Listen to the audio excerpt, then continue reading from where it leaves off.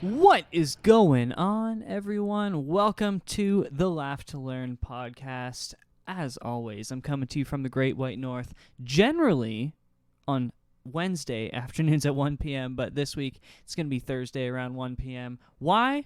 We'll get to that in a second. Thank you for checking it out. If you haven't already, don't forget to hit that subscribe button. Don't forget to let your friends and family, the lovers and the haters, know all about the podcast and help spread that word. Of course, you can reach out to me directly if you have any questions, queries, comments, or concerns using the contact page at laughtolearnpodcast.com, or you can check out the merch store over at laughtolearnpodcast.com/store. I'm actually recording without headphones today because I am almost done the studio, and I lost my headphones when I was moving stuff around. So the carpet's been laid, and we're doing the trim and stuff in the studio, which is pretty. I'm actually really hyped about that. But yeah, in the process, I have lost my my headphones that plug into all my recording gear here. So doing it, I was gonna say blind, but I suppose deaf is the proper term. So this week, of course, I mentioned off the top that I'm recording it a little, or at least posting it a little bit later than usual. And that's because I finally got the second dose of the Covid vaccine, so I wanted to be able to discuss that here on the podcast. So that's what we're going to open with. And then we are going to get to some Olympics, because there's some big controversy surrounding female competition, specifically in track and field. So we are going to get to all of that in just a second. You guys know exactly where you are. This is the Laugh to Learn podcast. Hey, check it out. It's the Laugh to Learn podcast.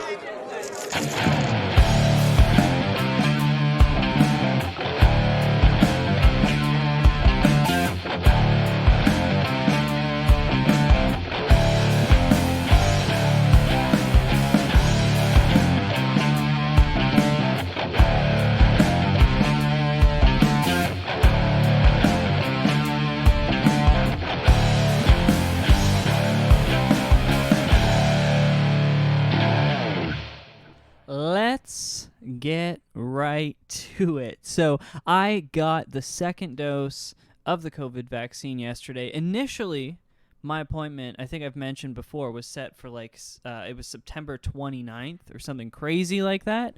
But over the last few weeks, we've been able to go and put ourselves on wait lists at local pharmacies here. So I was able to get into one and get that second dosage doubled up. So all in all, I'm pretty hyped that it's done and dusted. However, last night afterwards, I was feeling great. I went out with some friends last night. I got home. It was about, at that point when I got home, it was about 13 hours after the vaccine. And so I was thinking, I'm in the clear, golden. I felt fantastic. I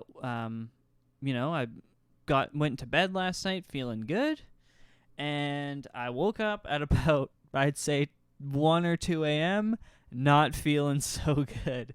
It ended up being a really rough night, actually. The only side effect I had was cold shakes. They were really bad. I was twitching like I was hoping to score some meth or some shit. It was pretty bad. So bad that the dog woke up because I couldn't stop shaking. I felt like I was in a back in my Costco days when I used to work in the freezer. I was so cold. I couldn't stop shaking. And so the dog woke up and jumped off the bed and came over, walked around the bed, because he always sleeps on the bottom, because he can actually see my front door from the bottom of the bed, so that's where he likes to lie. and watch the door as if someone's going to walk in at some random point. So he walks around the bed and gets right in my face, looks at me, and like growls as if to say, like, could you stop fucking moving? I'm trying to sleep. And then he ended up actually sleeping on the floor for a little bit. But yeah, I was up for a solid 4 hours, I'd say, from around 1 or 2 to about 4, 5 a.m., something like that is when I finally, they kind of started slowing down, and I felt good enough to get some sleep. But today, really tired, recording and trying to work through the day. I'm recording quickly on my lunch today because I need to get this episode up and need to get it all recorded, but definitely in a bit of a haze. So it's a good thing that I prepped this episode. I didn't have to worry about what I was going to say. I kind of knew I want to talk about the vaccine and any side effects I had, and then talk about the Olympic controversy. But all in all, now that the side effects have kind of subsided and I'm more tired than anything because I did not sleep last night, essentially.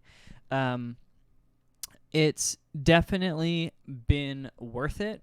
The side effects, I didn't even have nearly the worst side effects that I've heard of people getting. So, I wouldn't be afraid of getting a booster shot or anything. Like, they weren't really that bad. So, I encourage everyone to go and do it. Especially, most workplaces. Like, I work from home. So for me today, it's kind of easy. Like, you know what I mean? I don't have to drive, like, get ready and drive into work and do the whole thing. So I'm able to just do my job from home, get it all done, and and get back to bed basically once the day's over. So it's kind of a nice way to be dealing with it. But a lot of businesses are being good about people. If you do have side effects, that you can take time off and stuff like that. So, yeah, I definitely encourage everyone to get it done. Now, 2 weeks from yesterday, I will be considered fully vaxxed, and I'm pretty hyped because I want to do some traveling, making plans for the Christmas season, a snowboarding trip out east to northern Quebec, and potentially some family vacation time down south on a beach somewhere. So I'm pretty hyped about all that, especially with 2 doses, because now, I don't have to worry, and it's, everything is going to be good to go.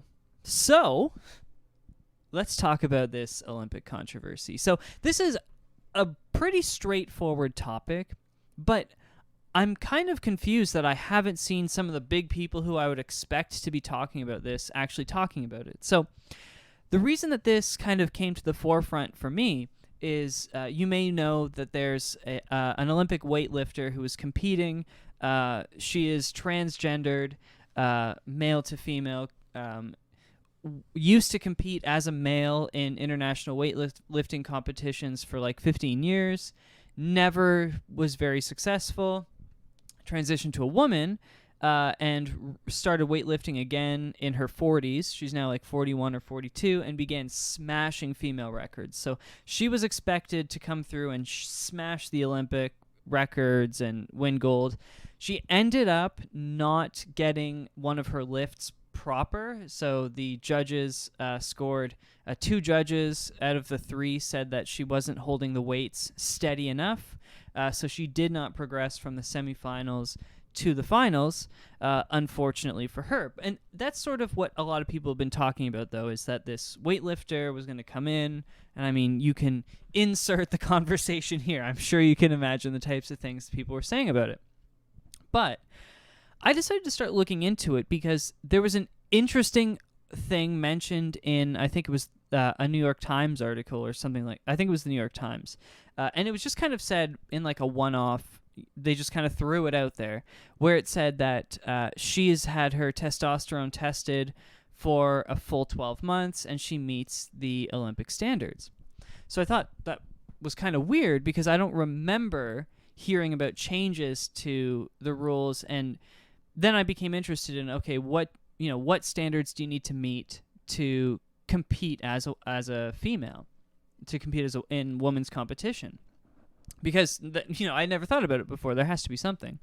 Well, it turns out that every sport is a little different. So in some sports, there simply are no rules, and it seems like you may currently not actually be allowed to. So if you are trans male to female, you would have to compete as a male. It's not uniform across the Olympics. However, I would bet that if we were to find athletes attempting to do so, the international sporting federations would change their rules, because they have in every sport where a trans athlete has shown up and tried to compete for the Olympics as a female. So it's it becomes quite complicated sport to sport. But the one sport where the rules have been made very clear, and it actually had a major impact on women who were born women, naturally born women, is track. And this is something that I wanted to bring up here on the show, because I can't believe that we're in a place in time where this is the accepted practice, where these policies that it's quite simple. I'm talking about them like they're policies, like I'm about to read some textbook. It's really simple, actually. So let's just get right to it. So, as I mentioned, this is all about track and field and the testosterone levels surrounding women's competition. So this is a story from cbc.ca. Gerald Imre from the Associated Press actually wrote it. And he writes, Caster Semenya was barred from defending her Olympic title in Tokyo because of these regulations. The complex testosterone regulations in track and field have become an issue at the Olympics after two teenagers from Namibia qualified for the women's 200-meter final despite being banned from some other events because of their natural hormone levels. Christine Mboma and Beatrice Massalingi were both 18 and relatively unknown in international athletics until this year, when they started running extraordinarily fast times at 400 meters. This caught the attention of World Athletics and prompted the sport's governing body to order tests on both sprinters in the weeks before the Olympics. They were found to have natural testosterone levels that are higher than a limit set by the sport for female athletes, prompting an immediate ban under regulations. But these relatively new regulations only cover certain races between 400 meters and 1 mile, meaning that Mboma and Massalingi are allowed to compete in the 200 and 100 meter races. And then it goes on from there. But what are the testosterone rules? So he writes, essentially, the rules are designed to deal with the dilemma presented by female athletes who were born with conditions that mean their natural testosterone levels are much higher than the typical female range. World Athletics says that's a problem because the high testosterone gives them unfair athletic advantages over female athletes with more typical testosterone levels.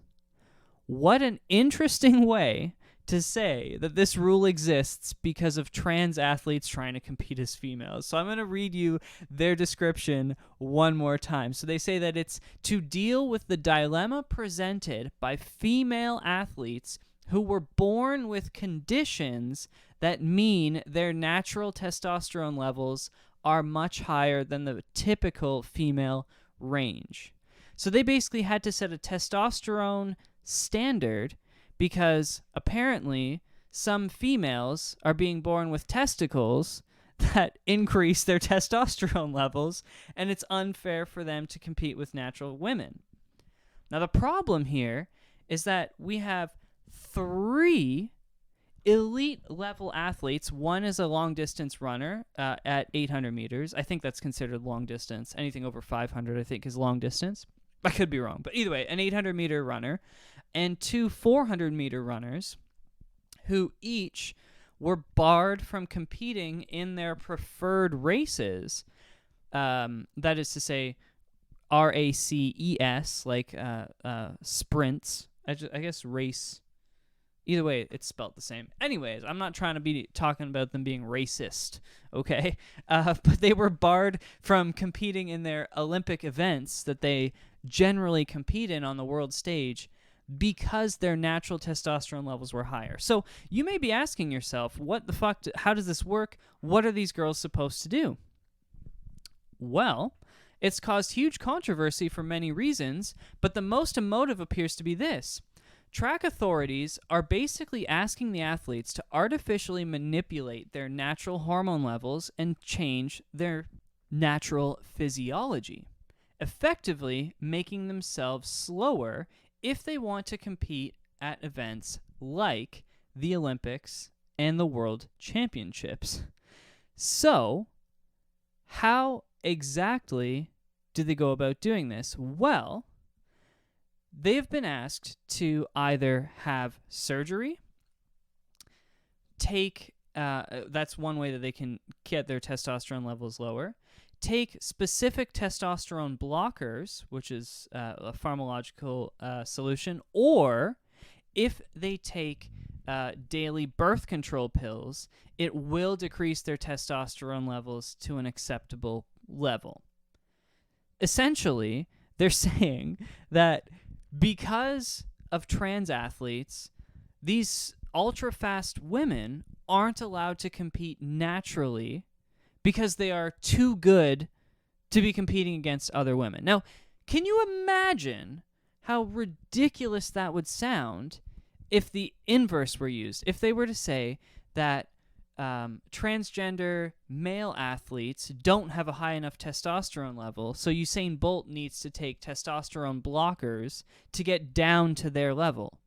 Because that's essentially what's happening in the inverse here. How is it that a natural woman who isn't taking any drugs or anything is just existing, and physiologically her body happens to be ideal for an elite athlete, which is what the Olympics and this extremely high level of sport is all about, right? If you watch any extremely high level of sport, the people you're seeing, they're not only the most trained and dedicated to the sport, because there's a lot of people who try really, really hard to make it, but they just don't have the physique, right? You look at someone like Cristiano Ronaldo, right? Someone doesn't get the ability to play like him just by training. There's a lot of natural physiological stuff going on for him to walk around at whatever he is, 37 years old or something like that, looking shredded and still playing better soccer than the elite 20-year-olds, right? Usain Bolt is the same thing, right? He was running like 9.5 100-meter sprints when the rest of the world was running at like 9.8, 9.9. A super fast run would be like 9.6 or 9.7. He's still a tenth of a second faster than every other man on the planet because in part he was born to be able to run that way. And then he happened to also love the sport, right?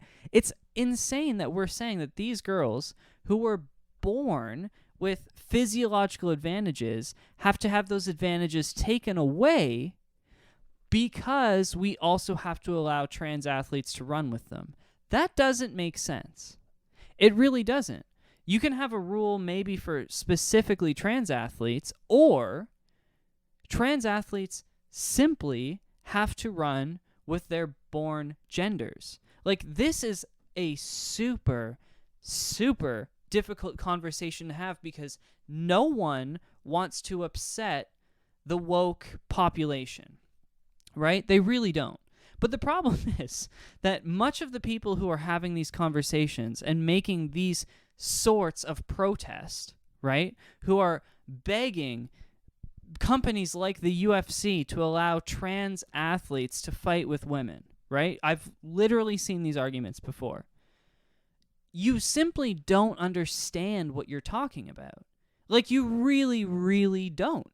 And it's so unfortunate that they're almost brainwashing each other into thinking that, you know, it's totally fair for someone who is a male for whatever he was, like I think 38 when he transitioned to a female, a 38-year-old male weightlifter transitions to female, and then starts shattering female records, and everyone says, yeah, you go, girl.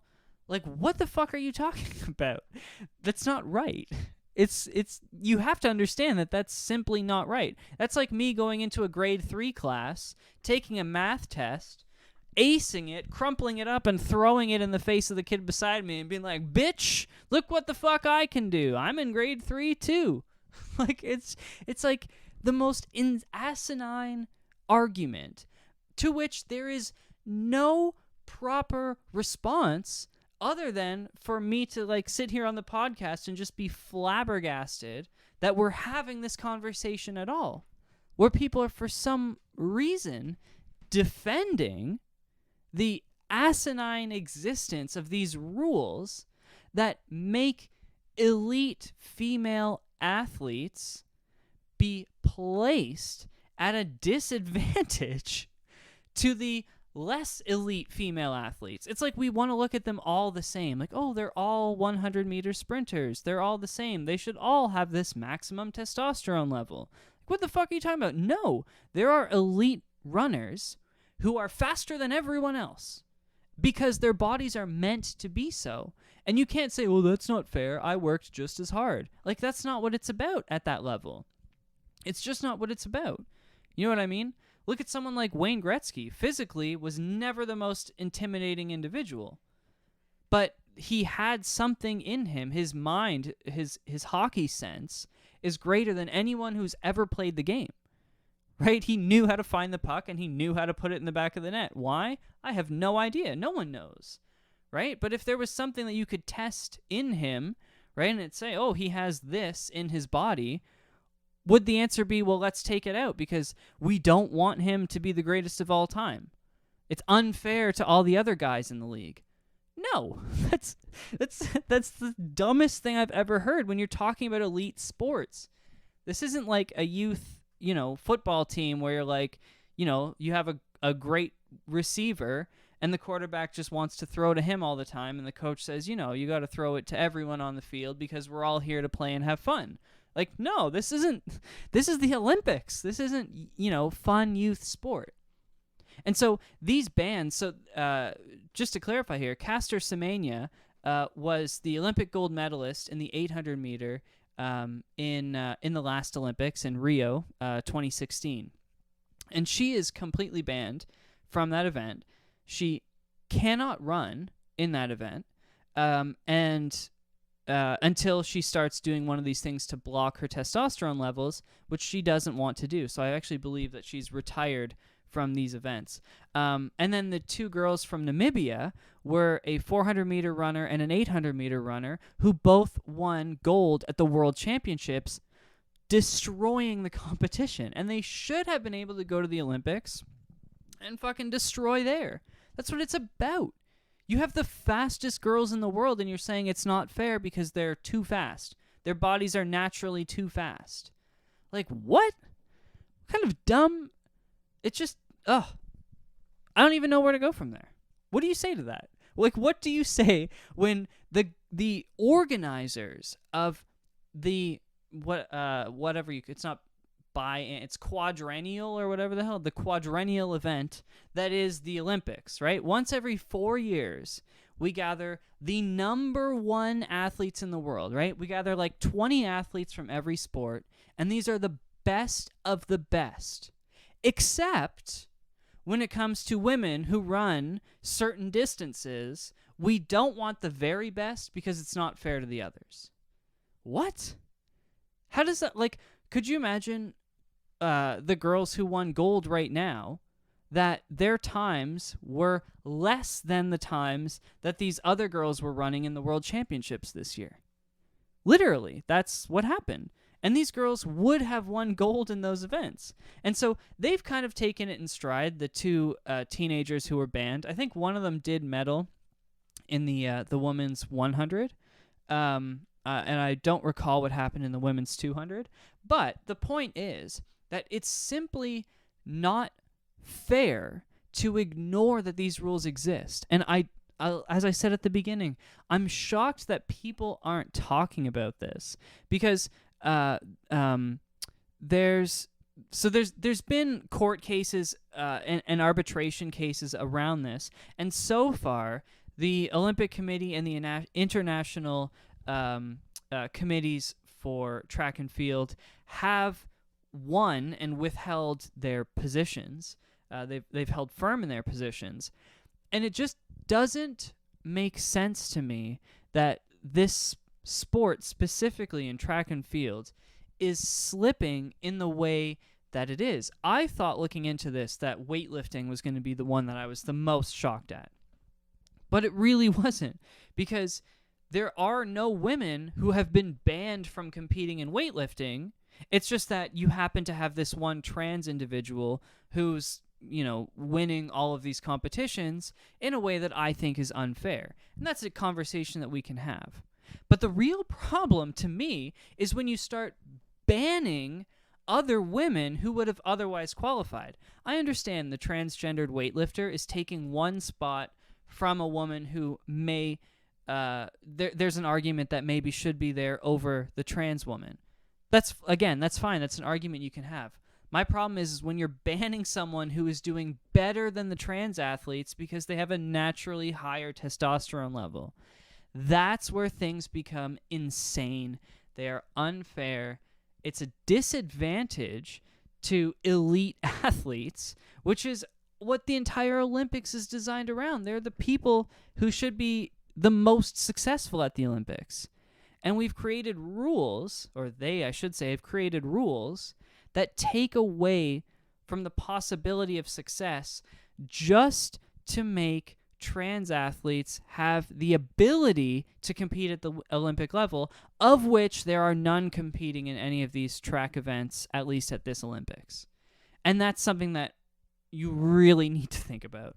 I think everyone really needs to take this in, think about it, and I don't know where things go from here, but this is something that I'm going to be definitely keeping an eye on. I really hope this doesn't become a thing in sports, in women's sports, across the globe, because to be quite frank, women's sports up front are technically slower to watch. Not technically, that's the wrong word, but typically slower to watch. So if you're watching women's soccer and women's hockey, they're technically a slower event. If you're now going to tell me basketball is the same thing, they're not allowed to dunk in women's basketball, which is just ridiculous.